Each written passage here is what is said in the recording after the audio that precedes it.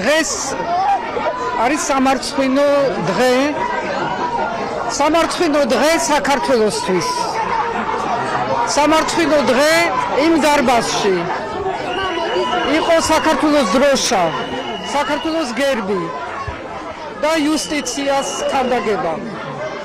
სამივეს შეურაცხყოფა არის.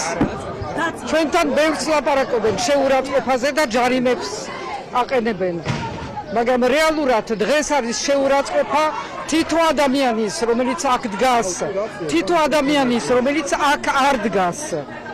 თითო წევრის, ჩვენი საზოგადოების, რომელიც დუმს, იმიტომ რომ ქვეყანა, სადაც სასამართლო არ არსებობს, ის ქვეყანა აღარ არის, ის სახელმწიფო აღარ არის და ყველა გადაიხდის ამის ფარს ხვალ ზეგ.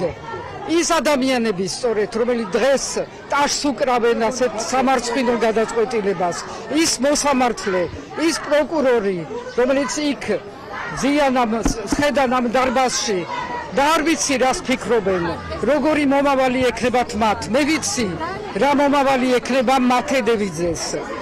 ის დღეს შედგა როგორც ადამიანი, შევიდა ჩვენს ისტორიაში, ჩვენ მას არ დავივიწყებთ და ის იქნება მუდამ ღირსების ჩვენი ერთი სიმბოლო და ესენი იქნებიან მონობის სიმბოლოები. მონები არიან, ამას ვიტყვი და ამას გავიმეორებ. არ ველოდებით ამ გაცხადების გამო თქვენ რომ დაგიბარო.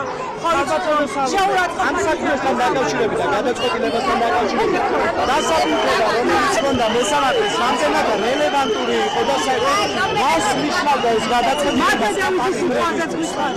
ეს არ არის სასამართლო, იმედი მაქვს, რომ ესენი წავლენ შემდეგ სხვა საფეხურებზე და სტრასბურგშიც განიხილება ეს საქმე.